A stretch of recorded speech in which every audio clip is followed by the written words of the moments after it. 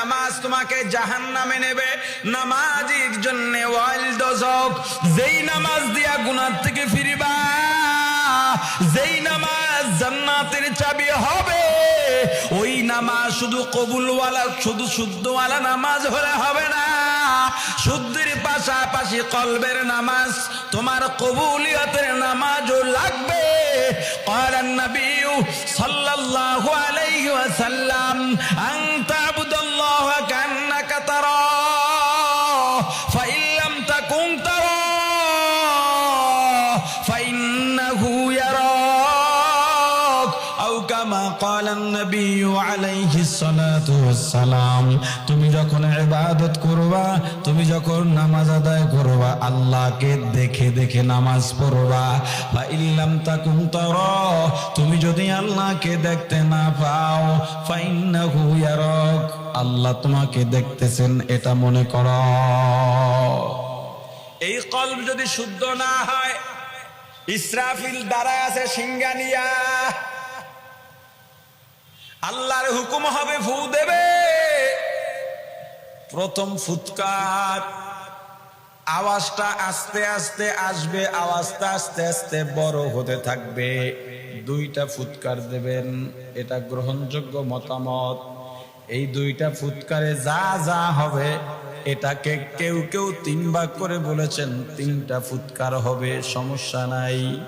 প্রথম ফুৎকারে মানুষজন আওয়াজ শুনবে, হতভম্ব হয়ে যাবে, যার যেখানে কাজ বোঝার চেষ্টা করবে কি হলো, কেমন আওয়াজ।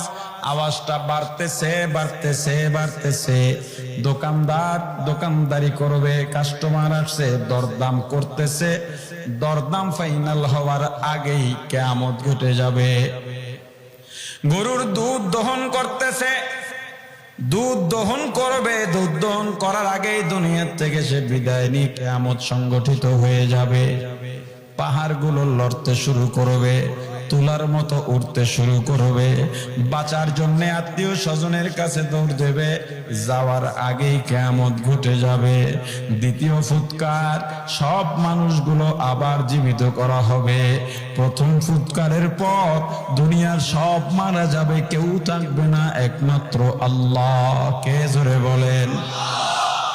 তখন ডাক, কাদেরে কুদরতদারি বরকামাল, আনতা রব্বি আনতা হাসবি যুল জালাল। আল্লাহ ডাক দেবেন, দুনিয়ার বাচ্চারা কে কোথায় আয়,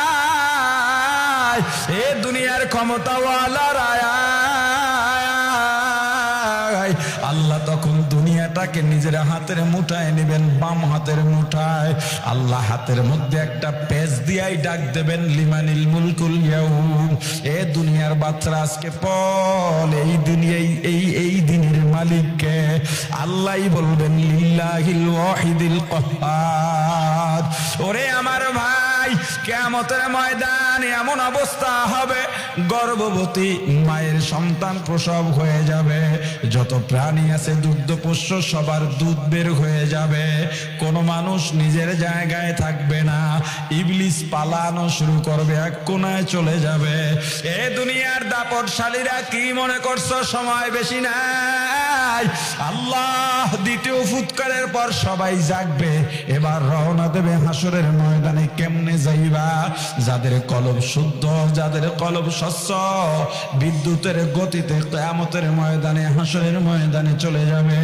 আর এক দল যাবে হাঁটতে হাঁটতে, যার যার আমল আর কলব যেমন, ওর উপরে নির্ভর করে ভাগ হবে।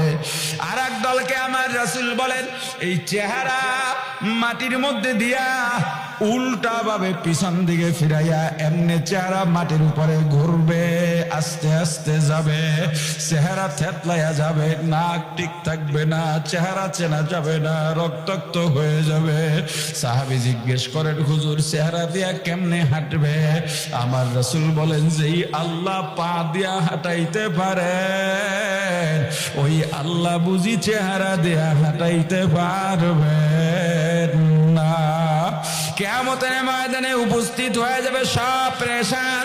সূর্যটা 1 মাইল থেকে 2 মাইল সর্বোচ্চ মাথার উপরে আসবে, এত তাপ, এত তাপ। নাফরমান বেদিনের মাথার চারাগুলো টাস টাস করে ফেটে যাবে,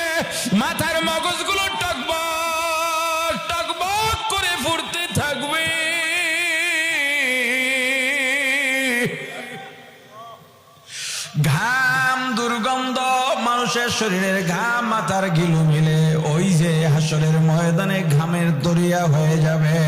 কারো কারো পায়ের টাকনু পর্যন্ত ঘামের মধ্যে ডুবানো থাকবে, কারো কারো হাঁটু পর্যন্ত, কারো কারো কোমর পর্যন্ত, যার যার আমল অনুযায়ী, গুনাহ অনুযায়ী, কারো কারো ঘাড় পর্যন্ত, গলা পর্যন্ত। আর একদল বড় হতভাগা, ওরা কোনো কুল কিনারা পাবে না, ঠাই পাবে না, ওই ঘামের দরিয়ায় হাবুডুবু করবে। নেককারদের কাছে মনে হবে একদম অল্প দিনেই কিয়ামত হাসরের ময়দানে ছিলাম, বিচার শুরু হয়ে যাবে। কিন্তু বদকারের কাছে 50,000 বছর কমপক্ষে পাগলের মতো হয়ে যাবে, দৌড়াবে, এর কাছে যাবে, ওর কাছে যাবে। এই আদম নবীর কাছে গিয়া বলবে, ও পয়গম্বর, আমরা আপনার সন্তান, আল্লাহকে একটু সুপারিশ করেন, তাড়াতাড়ি বিচারের ময়দান শুরু হয়ে যাক। ওরা মনে করবে বিচার হইলেই বুঝি বেঁচে যাব। আদম নবী বলবেন, আমি আমারে নিয়ে ব্যস্ত, তোমরা ইব্রাহিমের কাছে যাও। ইব্রাহিম বলবে, আমি সব পারবো না, ইসমাইলের কাছে যাও। ইসমাইল বলবে, যাও ঈসার কাছে যাও। ঈসা বলবেন, কেউ পারবে না, তোমরা মুহাম্মাদুর রাসূলুল্লাহ সাল্লাল্লাহু আলাইহি ওয়াসাল্লামের কাছে যাও। আমার রাসূল সিজদায় পড়ে কাঁদবেন, উম্মতি উম্মতি বলে, হে নবীর উম্মতেরা, ওই নবীর সুপারিশ পাইবা কেমনে? নবীর সুন্নাত তোমার ভিতরে নাই, নবীর আদর্শ তোমার ভালো লাগে না, নবীর আদর্শ তুমি মানতেও রাজি না। তুমি এখন ব্যক্তির আদর্শ নিয়ে আছো, দলের আদর্শ নিয়ে আছো। আমার রাসূলকে গিয়ে বলবে, হুজুর আপনি একটু সুপারিশ করেন। রাসূল বলবেন, আমি পারবো সুপারিশ করতে। এরপরে আল্লাহর আরশের বরাবর নিচে গিয়ে আবার রাসূল আবার সিজদায় পড়বেন, কান্নাকাটি শুরু করবেন। একজন ফেরেশতা এসে আবার রাসূলের হাতের ডানা ধরে, বাহু ধরে উঠাবেন। হুজুর আপনি আল্লাহকে কি বলতে চান? আরশের দিকে আমার রাসূল মাথা উঁচু করে বলবেন, আল্লাহ আমি আপনার কাছে অনুরোধ করি, আপনার কাছে আমি সুপারিশ করি। আল্লাহ বলবেন, আপনি কি মুহাম্মদ? বলবে, জি আমি মুহাম্মদ। আপনি তো জানেন, বলেন আপনার কি চাহিদা? আল্লাহ উম্মতরা কষ্ট পায়, বিচার কার্য শুরু করার সুপারিশ করছি, আপনি প্রতিশ্রুতি দিয়েছিলেন আমার সুপারিশ আজকে মানা হবে। আল্লাহ বলবেন, ঠিক আছে, আপনার সুপারিশ মানা হলো, বিচার শুরু হবে। এর মধ্যেই 7 আসমান এক এক করে একদল ফেরেশতা প্রথমে সারিবদ্ধ হয়ে হাসরের ময়দানে আসবে। হাসরের ময়দান সমান সমতল হয়ে যাবে। যখনই আসবে একটা আলোর মতো বিচ্ছুরণ ঘটবে।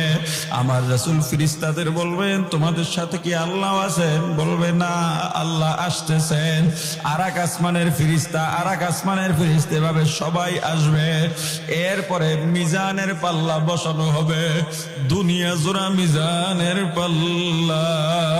চিন্তা ভাবনা করে কবরে যাও। এই কলব যদি শুদ্ধ না করতে পারো, শুনিয়াও বৃথা, পরকালও তোমার মিথ্যা আর বৃথা হয়ে যাবে। এরপরে আমার আল্লাহর কুরসি বসানো হবে। একটা মেঘের আচ্ছন্নর মধ্যে থেকে আমার আল্লাহ এসে বসবেন কুরসির মধ্যে।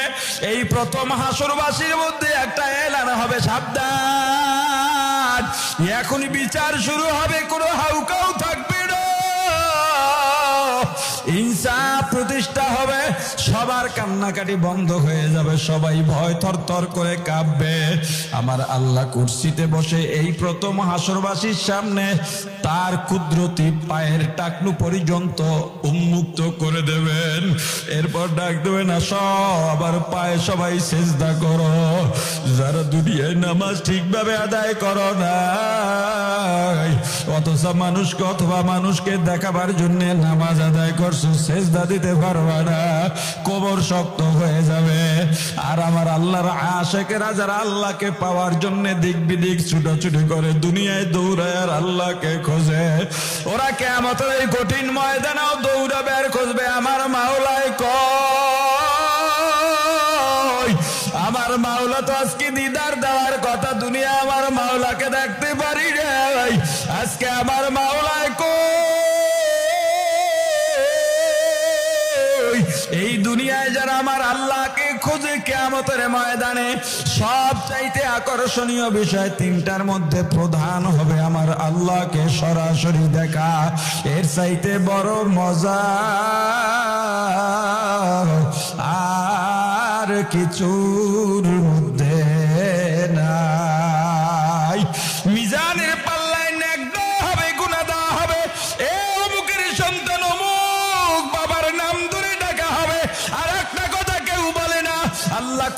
বলেছেন আর এক দলকে ডাকা হবে নেতার নাম ধরে, এ অমুক নেতার কর্মীরা এদিকে আসো, তোমার নেতা যেদিকে যায় তোমার পথ সেদিকে। এ দলের কর্মীরা কোন নেতার পিছনে দৌড়াও, তোমার নেতা যেখানে যাবে তুমিও সেখানে যাবা। যতই মাইকে আর ফেসবুকে তোমার নেতাকে পুত পবিত্র বলে ঘোষণা দাও না কেন, তুমি তো জানো তোমার নেতা কেমন, কারণ চান্দা তো তুমি উঠাইয়া তোমার নেতাকে দাও। কিছু বান্দা আছে যেই বান্দার নেকের পাল্লা ভারী হবে না, গুনার পাল্লা ভারী হয়ে যাবে। আল্লাহ কুদরতি কদমের কুদরতি ভাবে নেকের পাল্লাটা ভারী করে দেবেন। তারা কারা? এরা এমন একদল আল্লাহর আশিক, ইবাদত বুঝে নাই, তেলাওয়াত শেখে নাই, সুযোগও পায় নাই, কিন্তু সব সময় অন্তরের মধ্যে ব্যথা।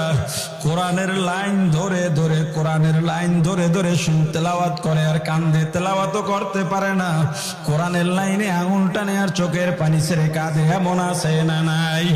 নামাজ ঠিকভাবে আদায় কেমনে করে জানে না, জবানে জড়তা।